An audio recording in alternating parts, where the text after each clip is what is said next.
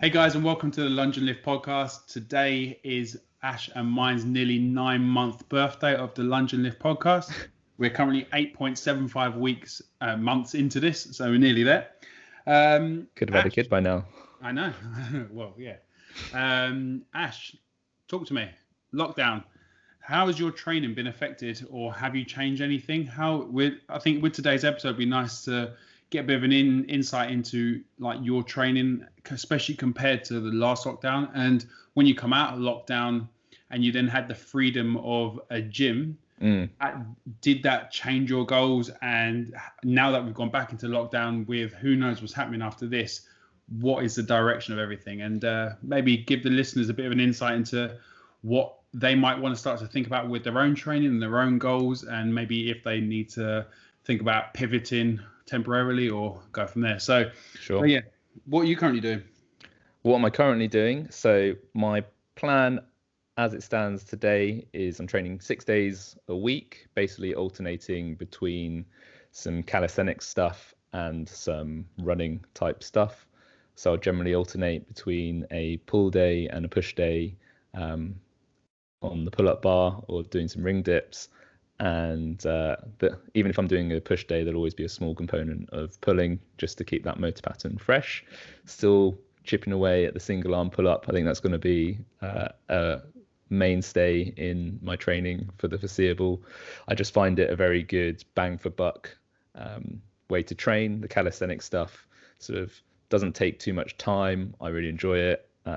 Keeps the aesthetic side of things in check without having to do huge amounts of volume or take loads of time. I just like the way that my body responds to it. And on the running side of things, the other days I'm back onto trying to get my sub 25k, having taken a little hiatus while the gyms were open. And I think with lockdown, I don't have much equipment at all.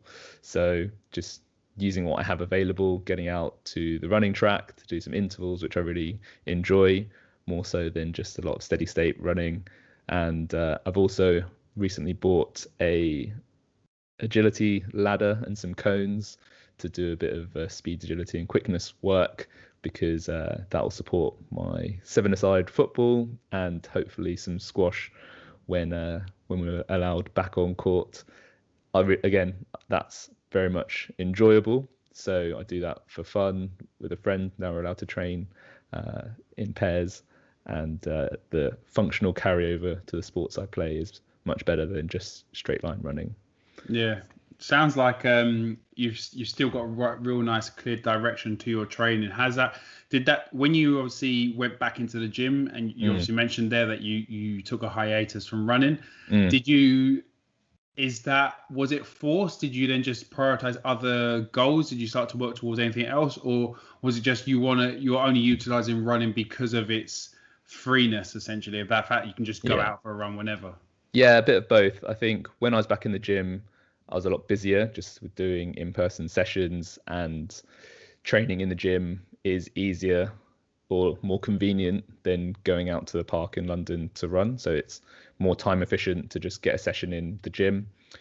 The 7-a-side football league was also on, so that was sort of like a cardio day, I would class it as.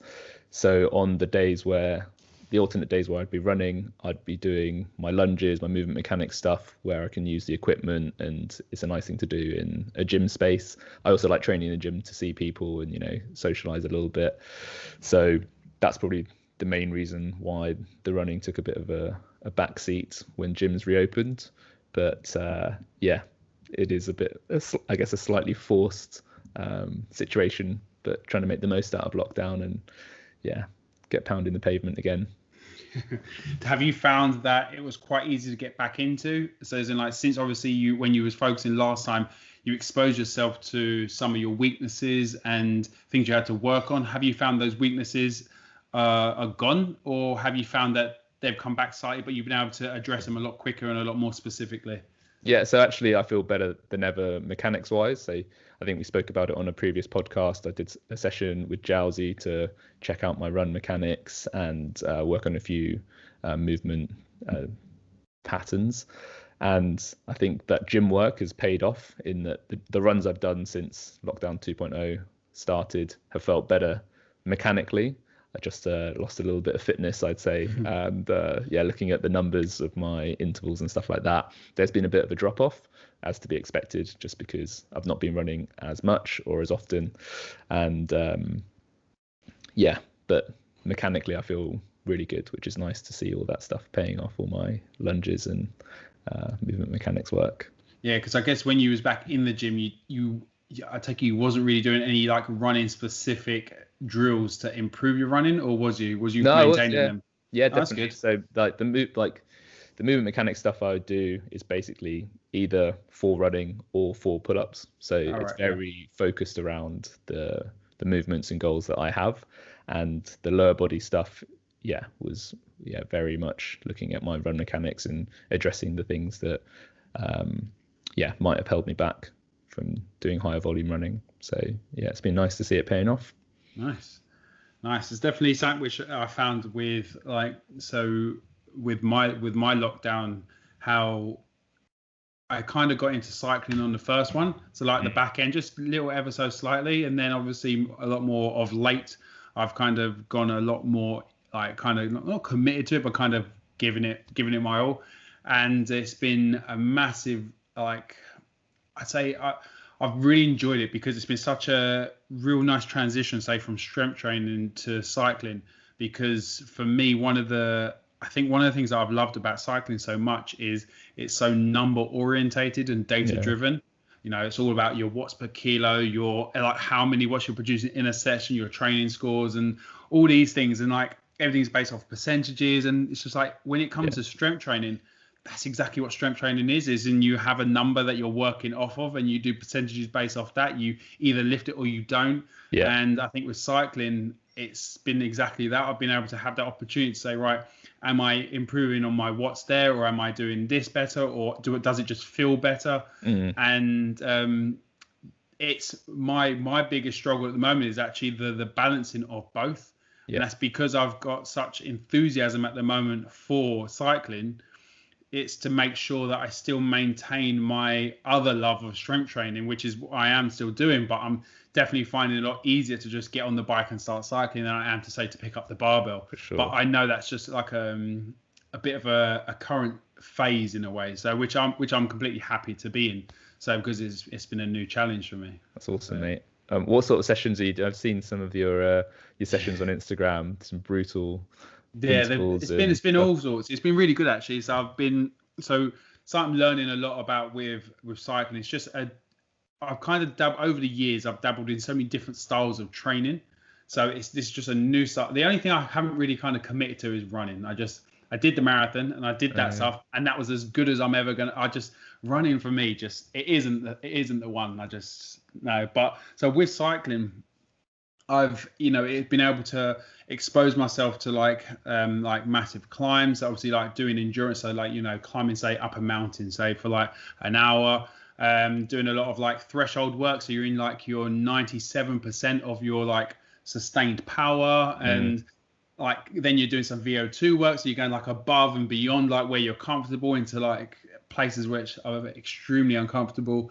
And so I just hired a coach and to give me some structure. So I'm following an 8-week program with my coach, and just it gives me that opportunity to kind of just like step back and kind of be told what to do, which is why it's always that value of having a coach. And like especially if you're going into something that you don't know loads about. That's been really beneficial for me, like the actual like the endurance side of things, and it's just a new exposure. And but I've definitely found that all my strength training that I've done over the years, and that has definitely helped me when it has come to the bike itself, because it's been able to, especially like with CrossFit in particular, like with CrossFit's really good at teaching you to push through like pain, essentially, not like bad pain, but as pain where when you want to give up, so that mental toughness and stuff like that. So, and cycling is pretty much the same as that, which I've kind of touched on in previous episodes, where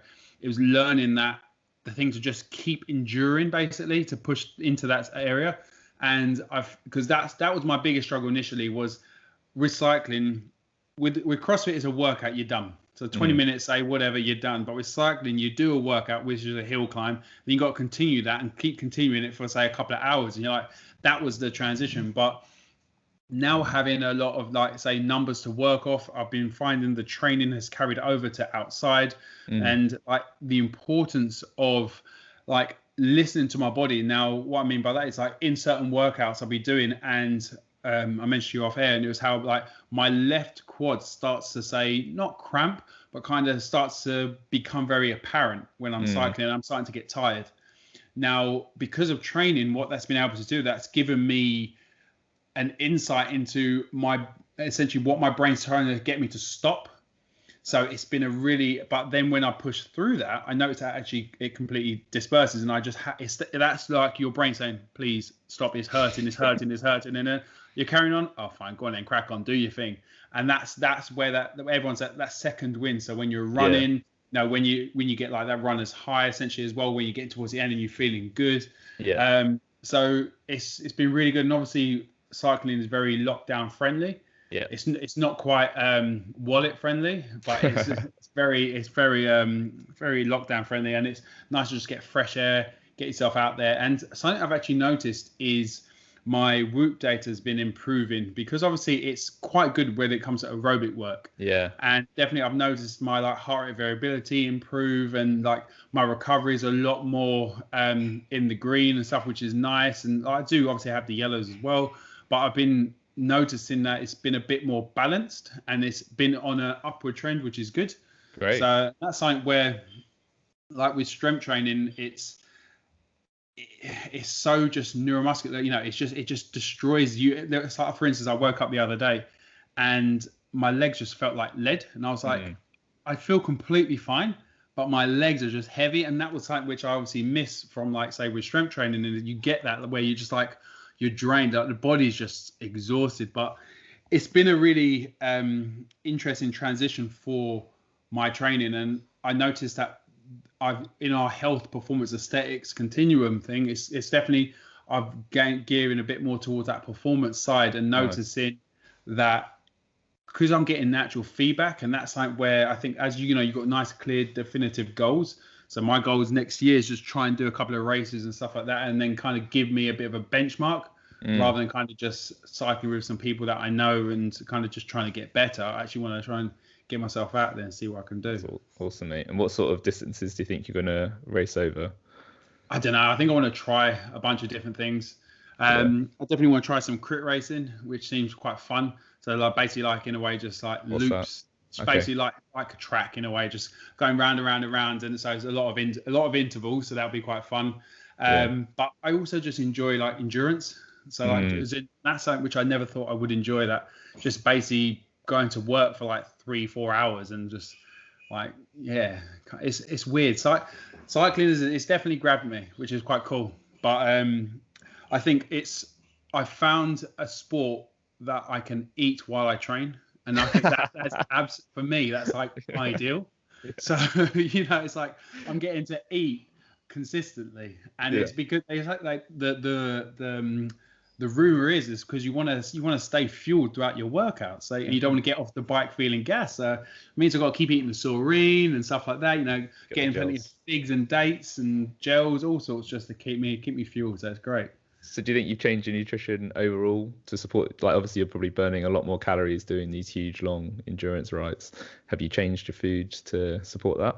Yes, to a degree. I'm a little less neurotic about certain things now, which is quite nice. A little less stressed about, am I hitting this or that? I'm just kind of eating more of a balanced approach, and just also just feeling a little less stressed to do with it, because of now my output is so much higher. I'm stressing less about the input and focusing more on saying what I'm inputting. So what I mean by that is like, cool, am I getting carbs around the training window? Yes.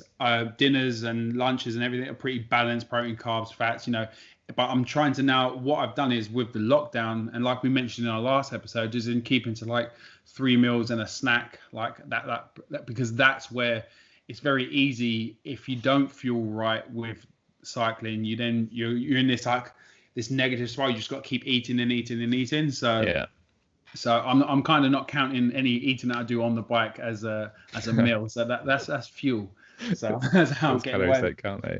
But what about you with your training? Have you had to change your thing? Because obviously we're now doing less and less neats and less daily expenditure from where we might be standing, talking with clients, being out and about. Are you changing at all? Yeah, so I think my neat's probably down, but my actual active calorie expenditure is probably up, just because I have to cycle to the park. So yeah, it's 20 minutes each way before I actually do my training. So my overall expenditure is probably higher than it is in normal life because I'm doing all that extra cardio. And for the running stuff, when I started running last lockdown, I definitely increased my carbs. And because my diet is so boring and consistent, it's quite easy for me to just tweak things slightly if I feel like I need it. So if I've done harder training sessions, then I just add in some more carbs somewhere, either extra oats or have more chips with my steak in the evening, or have a little bowl for pudding. So it's quite easy because I know that with the foundation of the same meal pretty much for brunch every day, then whatever I do in the evenings can be responsive. So that keeps things nice and simple in the Spartan lockdown life. And, yeah, I think from a change point of view, I'm pretty consistent. I think that's one of the things that I learned last lockdown, was that keeping that routine, I feel so much better, mood wise, energy wise, training wise. Whereas before lockdown one, I think I was a lot more random with how I ate, and you'd be fitting in meals when you could rather than actually having a set routine. And having that structure has just meant everything else. Like having one less variable to manage, that's something to rely on. It keeps things a lot easier to manage. Yeah, massively. And I think it's nice to have your eyes open to things like that, and it's in like just having the opportunity to realize, actually I really like routine and structure, and so does my body, and like you can feel that difference. And it's like I know we've touched on it before, where it's like, especially with my first lockdown, how I had a very different approach, and it was very erratic. But then I found that once I did kind of find some structure and routine, and also a little less essentially rigidity as well. I think that's where what the biggest takeaway that I've had is to be a little less rigid and be that bit more flexible, to the point where, like, for instance, if I want a beer, so using that as an example, so not saying, right, 4 weeks I'm not having any alcohol. I don't know, cool, maybe just have 2 Guinness on a Friday night or a Saturday night, choose one of those, and then it just gives me that little bit of freedom. So, but then it means that for the rest of the time I'm following the structure, and that's when I break from structure, and that's where. So like something for the listeners to kind of take away from our conversation about training and stuff is where that opening your eyes to new things, and maybe using this as an opportunity to, start some new training, start a different approach to your nutrition. Like, if you're feeling that you are not hungry in the mornings, try some fasting, so you're missing out breakfast. And or if you're feeling that you're not bored with your training with dumbbells at home, maybe go out for a run. Go and buy a bike, go out for a cycle. Who knows? You might become a data-driven junkie like myself. So who knows? But it's something where I think you've got to try, as we mentioned in the last one as well, like you've got to try and take the positive out of such of a not the best situation, essentially, that we're all kind of put into. So trying to find something positive from that is so important. And it can easily be, I've had clients message me and saying they're feeling quite down and feeling just, they're stuck in a rut, basically, because that's what it feels like. And it's very easy to, just stay in that rut. And it's you have to, you can even make that conscious decision to take yourself out of the rut or keep yourself in it. So, finding new things that, like, as I say, finding new hobbies that you can do within, obviously, the limitations that we have. And that's something that I've been so grateful for with lockdown. It's opened my eyes to, say, my bad habits, my good habits, and also then a new style of training which I've taken up in with cycling. So I guess with yourself is in, like, with running, do you think that you're going to keep running beyond this lockdown? Do you think you're going to maintain that, or do you think is it going to go back to kind of what you was doing before? I think I will. I think I do really enjoy it, and it's a nice thing to have. Just the feeling of being able to run and you feel fit. I think it is a movement pattern that everyone should be comfortable with without like being obsessed or doing it loads. The human body was evolved for gait, so the way our muscles sit on our body, they are designed to perform walking, running or sprinting, and having a body that is able to do those movements, I think, has great carryover to most of life. Like at the end of the day, if there's one thing we're hopefully going to keep doing as we get older, it's transporting ourselves on our feet. So training that in some way, shape or form, I think is important, and the body really responds well to it. So from that point of view, I think it is something that will stick forever. The percentage of my training week that it occupies may fluctuate, but given that I'm trying to play more sport as well, I think running does have the most carryover as a form of cardio as compared to doing stuff on the machines, which is great for building the heart and lungs. But I think running and moving your own body through space is hard to beat. That's massive, because that's actually something where I do feel with cycling in particular, it's not actually putting you into a good state, if you know what I mean. It's compromised position, closed off hips. Yes, it's working your heart and lungs, which has been absolutely great, and I feel better for it. But I'm very aware that I'm not putting myself into an optimal position, especially because you're doing that same thing like your legs are going, say, up to, I don't know, say like 90 times a minute, round and round. So, it's like your upper back's rounded out. For me, it's like a cyclist posture is terrible. That's why I want to make sure I stay away from that, which is why I keep in my strength training and so forth, because making sure I maintain that well-being side of things. That's why the health side of the continuum for me, even though I'm focusing a lot on performance, I'm very aware of the health side. The aesthetic stuff, I've kind of just, don't get me wrong, I always like to try and look good, but it is what it is. But the health side is, I'm very aware that I'm trying to make sure that I can still move well. And that's where actually, for how much I dislike running, is I see the benefit, and because of how hard I have to work for it. And that's thing, because there's a lot of man moving when I'm so, and I'm not quite as efficient. So it's definitely something where I see the value, and it's funny because as this lockdown has keeps reminding me, is in like, you can't take your health for granted, and little things like being able to, as you say, as we get older and so forth, making sure we can still keep moving, whether it's one way or another, is so important. And it's funny the bit of reality checks that you do keep getting. So it's nice. It's good. It's good, mate. So just give us a bit more detail. Like, how many times a week are you cycling? What's the balance between on the turbo versus on the roads? What do you enjoy more? I really enjoy climbs. I'm really enjoying that. As in, I enjoy how bad I was. And it's funny because when I did Ditchling Beacon, which is the one in Brighton, so there's like a last hill to there. When I did Box Hill, and I did the Richmond Loop and stuff like that. So doing those, they all have hills in them, which I pretty much did really shit at. So I haven't had an opportunity to go and retest them. Yeah. But there has been a couple of, say, climbs around me that I've noticed a big improvement in. And it's like, I also really enjoy just emptying the engine, like emptying everything into it. And then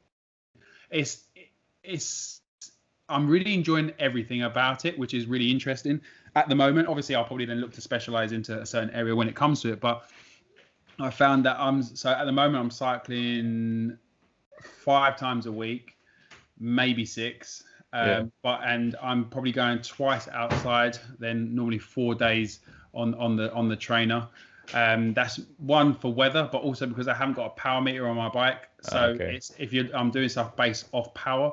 Yeah. So because of that, I kind of have to be on the trainer so I can kind of make sure I'm hitting the right thresholds.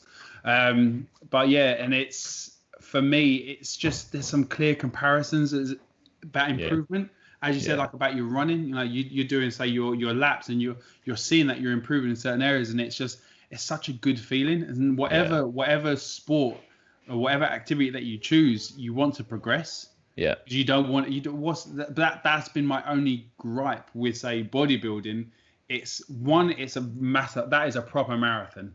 Like, you get to see the improvements, even though they do come. That is such a long time, but that's why it's always something that's a staple in my training, because it's something that I still enjoy. It's just not my focus, because I still enjoy the pump. I still enjoy that potential muscle growth and so forth. So, but yeah, I feel with cycling, it's just such a straight to the point. Am I better? Yes or no? No. Well, put the work in. So. Yeah. I think that's a good point about data. We're saying off air how there's no kidding it. You can't hide from the data. So you're either stronger, faster, fitter than you were before, or you're not. And that can be demoralizing. Like, now when I've come back to running, I can see that I've lost fitness, but it's also motivating. And within a session, if you know that you did the same session last week and you know what numbers you produced, and you know that you should be fitter, you can pull out the same, if not better, numbers this week. And it almost gives you reassurance that it's realistic, versus if somebody says, do an 80-second 400 meters on your last lap. If you know you did that last week, even if you feel shit and you feel absolutely exhausted, it's in there. And I'm sure it's the same on the bike. When you're doing percentage work, it's based off what you're able to do. So even though it's horrible, you can find it, and it gives you a very clear and defined success criteria for the session, which makes things rewarding, I guess. Oh, massively. And for me, I think a big thing is that when it comes to the percentages, is when it comes to strength training, I feel there's room for wiggle there, because I'm very much of the mindset where you might not be the same person that lifted that max weight that day. Whereas I felt, because with, say, cycling, everything's kind of based off like your FTP. So that is kind of based off a 20-minute. And then not only that, you've then taken, say, 95% of that. So it's basically like Wendler for cycling. It's great. Yeah, it is. Yeah. And so for me, that's been a huge thing, because also I've been able to see that, like, when I'm say for instance, one of the workouts I was doing, I had to sustain, I think it was 290 watts or 297 or whatever it was, for like 10 minutes. And doing intervals of 10-minute intervals with a set of like 5-minute rest in between. And how comfortable that is now feeling, as in just being able to basically sustain, say, 300 watts for a period of time, where my current max is, say, my FTP is at 319. So it's in like, so that's quite close to my max, and being able, and that's why I'm really enjoying threshold, because it's like I'm close to the max and I'm pushing it. And I say it's that feeling of like, just feeling fitter, feeling stronger, and that's massive. So yeah, it's nice.